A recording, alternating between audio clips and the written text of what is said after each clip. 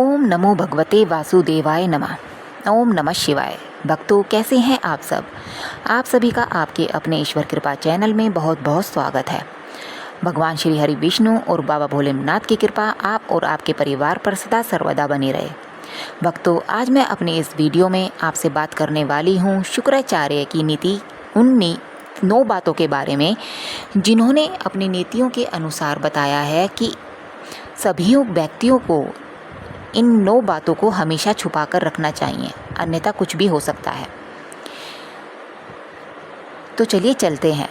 Facebook और WhatsApp के ज़माने में जीवन में कुछ बातों की गोपनीयता रखनी ज़रूरी है।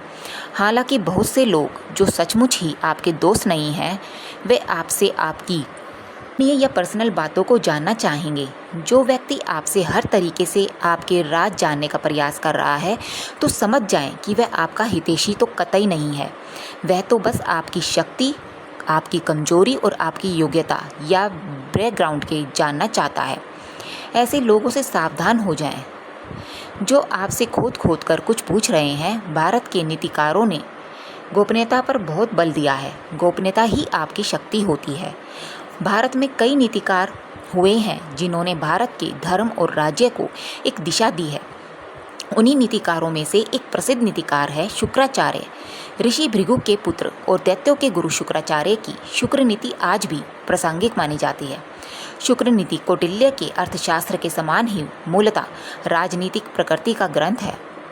शुक्र नीति में धर्म, अर्थ, काम, मोक्ष, सैन्य व्यवस्था, राज्य कार्य, जीवन शैली आदि कई विषयों को समेटा गया है। इसके अंतर्गत सामाजिक, धार्मिक, आर्थिक, राजनीतिक सभी विषय आ जाते हैं।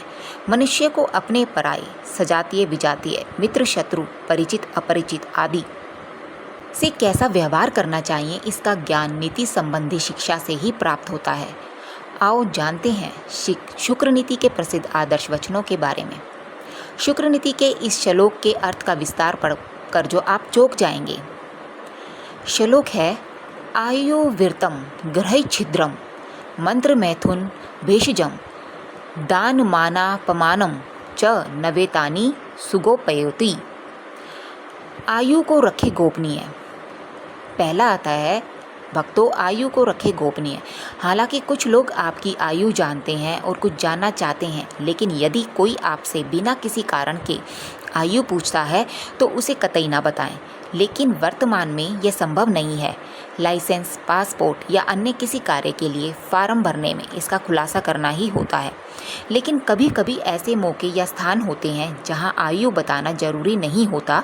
आजकल अनजान लोग भी पूछ लेते हैं कि कितने वर्ष के हैं आप। शुक्राचार्य माने हैं कि व्यक्ति को अपनी आयु किसी के सामने प्रकट नहीं करना चाहिए। आयु को जितना गुप्त रखा जाए उतना ही अच्छा माना जाता है। आपकी आयु का पता चलने पर आपके प्रत्यक्ष या अप्रत्यक्ष शत्रु इस बात का किसी पर तरह से लाभ उठाकर अपने हित में प्रयोग कर सकते हैं। दूसरा आता है ग्रह और ग्रह के दोष। बहुत से लोग ग्रह दोष से पीड़ित रहते हैं। इसका बखान वे सभी से करते रहते हैं। ऐसे में ग्रहों के कारण मुसीबतों में घिरा व्यक्ति और भी मुसीबतों को अनजाने ही आमंत्रित कर देता है। दूसरी ओर ग्रह शांति के लिए किए जा रहे उपायों का वर्णन यदि किसी से करा दिया जाए तो फिर उसका कोई फल भी नहीं मिलता है। दूसरा अर्थ यह है कि आप अपने घर का भेद किसी दूसरों को ना बताएं, अन्यथा वे सभी आपका मजा और फायदा लेंगे और यदि ग्रह कलह होता है तो उसे और बढ़ावा मिलेगा। नेक्स्ट आता है परिवार की बातें। बहुत से ऐसे लोग भी हैं जो अपने घर परिवार की सारी बातें अपने मित्र, रिश्तेदार या किसी परिचित से शेयर करते रहते हैं। ऐसे लोग बाद में पछताते हैं। इससे घर के सदस्यों में आपसी मनमुटाव और अविश्वास की भावना बढ़ती है। घर की बातें घर में ही रखने से जीवन सुखमय रहता है। नेक्स्ट आता है घर का रहस्य।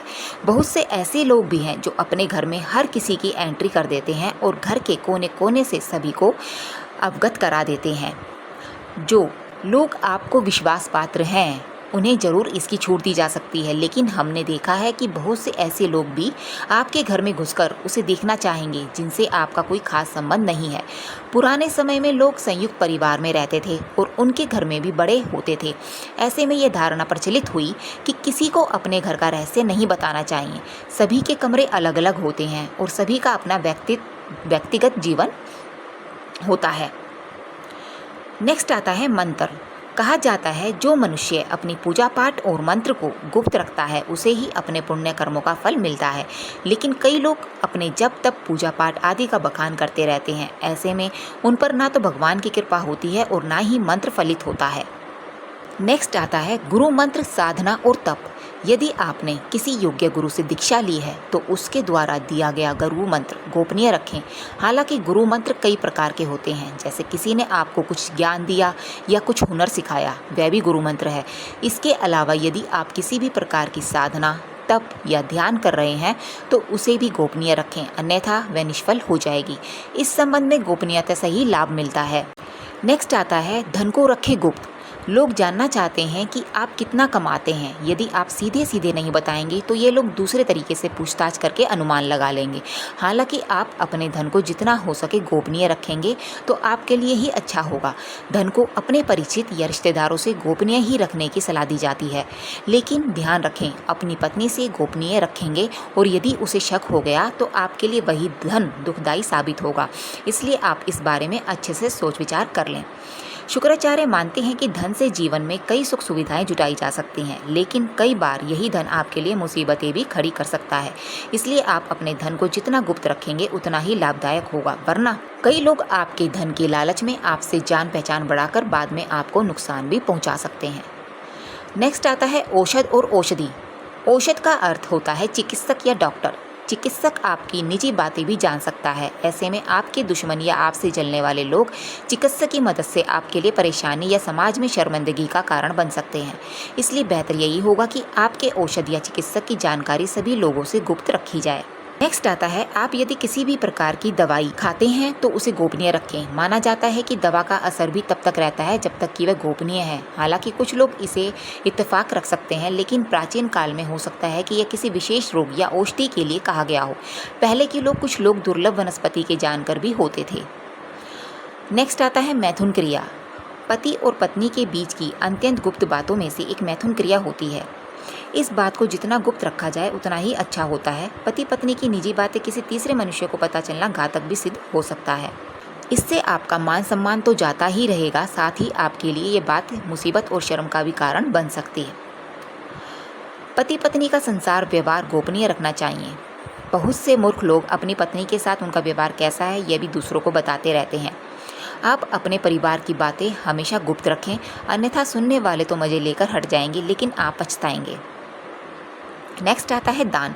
जो मनुष्य दूसरों की तारीफ पाने के लिए या लोगों के बीच अपनी महानता दिखाने के लिए अपने किए गए दान का दिखावा करता है, उसके किए गए सभी पुण्य कर्म नष्ट हो जाते हैं। दान एक ऐसा पुण्य कर्म है जिसे गुप्त रखने पर ही उसका फल मिलता है। नेक्स्ट है दान पुण्य गोपनीय रखें। आपने जो भी दान दिया है उसे गुप्त रखेंगे तो ही उसका लाभ मिल सकता है। गोपनीय दान देवताओं की नज़र में रहता है और जिस दान का बखान किया जा रहा है उसका फल निष्फल हो जाता है। मंदिर में दान दें, किसी गरीब को भोजन कराएं या किसी भी प्रकार का पुण्य कार्य करें, उसको अपने मुंह से बखान ना करें। यदि आपने इसे किसी के समक्ष जाहिर कर दिया तो समझो वह खारिज हो गया। नेक्स्ट आता है मान सम्मान। बहुत से लोगों को अपने मान सम्मान को बड़ा चढ़ाकर दिखाने की आदत होती है। इस आदत के कारण कई लोग उनसे ईर्ष्या या नफरत करने लगते हैं। साथ ही इस आदत की वजह से उनसे दूरियां बना लेते हैं। कई लोगों के अपने मान सम्मान का दिखावा करने की आदत होती है। नेक्स्ट आता है अपना अपमान गोपनीय रखें। हर मनुष्य को अपने जीवन में किसी न किसी अपमान को झेलना ही पड़ता है।